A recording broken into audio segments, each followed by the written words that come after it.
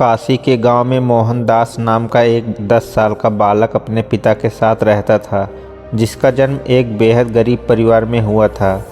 मोहनदास जब 5 साल का था तब उसकी माता किसी गंभीर बीमारी के चलते पैसों की कमी और आसपास कोई चिकित्सा केंद्र न होने की वजह से चल बसी थी। मोहनदास के पिताजी ठाकुरों के खेतों में मजदूरी किया करते थे, जिससे मिलने वाले पैसों से मुश्किल से ही घर का खर्च चल पाता था। उस समय में छोटे छोटे गुरुकुल हुआ करते थे, जहाँ पर शिक्षा का ज्ञान दिया जाता था, जिसकी मासिक फीस 100 रुपये थी। मोहनदास के पिताजी जैसे तैसे मजदूरी करके रोज़ का मात्र 20 रुपये ही कमा पाते थे, यानी कि महीने का 600 रुपये, जिसमें से 100 रुपये मोहनदास की फीस में चले जाते थे और बाकी के पैसों से घर का गुजारा होता था। मोहनदास पढ़ाई में अच्छा था और साथ में बड़ा ही जिज्ञासु भी था। गुरुकुल में मोहनदास बहुत मन लगाकर पढ़ता और अपने मास्टर से खूब सारे सवाल पूछा करता था। मास्टर जी भी मोहनदास के सभी सवालों के जवाब दे देते थे। इस तरह मोहनदास के मन में चल रहे सवालों की जिज्ञासा शांत हो जाती थी। गुरुकुल से छुट्टी होती ही वह तुरंत अपने पिता के पास उनके कामों में हाथ बटाने के लिए पहुंच जाता था। धीरे धीरे ऐसे ही समय बीतता गया। ठीक 6 साल बाद मोहनदास और उसके पिता की जिंदगी में फिर से दुखों ने दस्तक दे दी। मोहनदास जब 16 साल का हुआ तब उसके पिता बीमार पड़ने लगे थे। अब उनमें मजदूरी करने की ताकत नहीं थी। पैसे न होने की वजह से मोहनदास का गुरुकुल भी छूट चुका था। इस तरह मोहनदास ने 7 साल की उम्र से 16 साल की उम्र तक ही गुरुकुल से शिक्षा हासिल कर पाता है। मोहनदास पिता को लेकर बहुत परेशान था, क्योंकि मोहनदास के पास अपने पिता का इलाज कराने के लिए अब पैसे नहीं थे। जैसे कि मोहनदास बड़ा ही जिज्ञासु बालक था, जिस वजह से वह किसी भी अमीर इंसान को देखता तो अपनी ज़िंदगी के बारे में सोचने लग जाता। इन सब हालातों के चलते मोहनदास के दिमाग पर ऐसा असर हुआ कि वह मजदूरी करने लगा। मोहनदास वह हर संभव प्रयास करने लगा जिससे उसके पास धन आए और वो अपने पिता की बीमारी का इलाज करवा सके। मोहनदास ने दिन रात मेहनत की और अपने पिता का इलाज करवाया। मोहनदास के पिता की हालत सुधरने लगी और देखते ही देखते पिताजी स्वस्थ हो गए। पिताजी मोहनदास की मेहनत से बहुत खुश हुए थे। मोहनदास के पास अब इतना धन हो चुका था कि मोहनदास ने एक खेत और 2 गाय खरीद ली थी। जिन हालातों के चलते मोहनदास ने यह कदम उठाए थे, आज उसी के बदौलत मोहनदास के पास खूब धन था, जिससे उसकी ज़िंदगी की लगभग सब ज़रूरतें पूरी हो जाती थी। मोहनदास जिज्ञासु होने की वजह से बड़े बड़े धनवान लोगों की ज़िंदगी के बारे में जानने लगा, जिसका असर मोहनदास के दिमाग पर यह हुआ। उसकी मानसिकता अब यह बन चुकी थी कि अब धन ही सब कुछ है, धन से कुछ भी खरीदा जा सकता है। मेरे पास जितना अधिक धन होगा मैं उतना ही खुश रहूँगा और मेरे पिता भी। अपनी इस इच्छा को पूरा करने के लिए मोहनदास ने दूध का व्यापार शुरू कर दिया। यहीं से शुरू हुआ सफ़र मोहनदास के धनवान बनने का।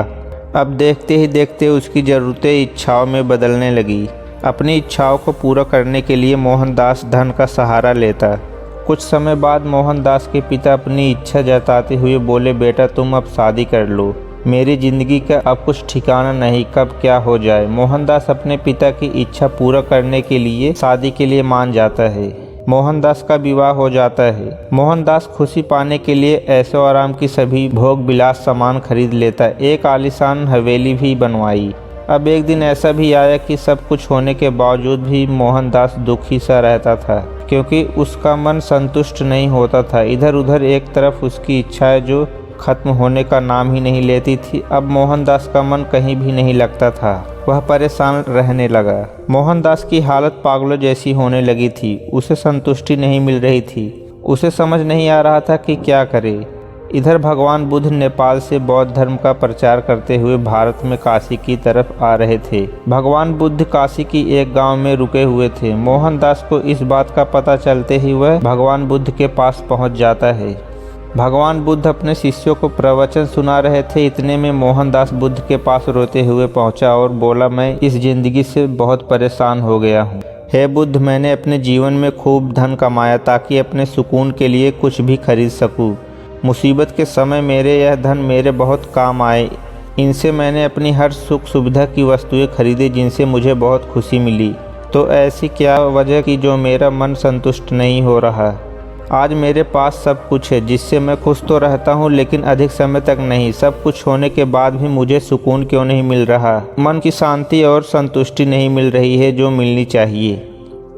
कृपया मेरी इस समस्या का समाधान करें, अन्यथा मैं खुद को खत्म कर दूंगा। तब भगवान बुद्ध मुस्कुराए और कहा, तुम्हारे दुख का कारण तुम्हारी असीमित इच्छाएं हैं। धन दौलत से तुम लंबे समय तक की खुशियां तो खरीद सकते हो, लेकिन सुकून की जिंदगी नहीं। धन से इंसान सुकून का एक पल भी खरीद नहीं सकता। धन से तुम खुशियों का महल, मखमल के गद्दे और सोने चांदी से बनी चारपाई तो खरीद लोगे, लेकिन सुकून की नींद कभी नहीं खरीद सकते, क्योंकि यह धन से नहीं ज्ञान से खरीदे जाते हैं। सुकून खुद तुम्हारे अंदर मौजूद है, जो कि एक असीमित इच्छाओं वाले पहाड़ के नीचे दबा हुआ है। जिस दिन तुम अपनी असीमित इच्छाओं के विचारों को एक सीमित दायरे में कैद कर लोगे, तो उसी दिन से असीमित इच्छाओं वाले पहाड़ के नीचे दबा हुआ सुख और सुकून आज़ाद होकर तुम्हारे जीवन में बस जाएंगे।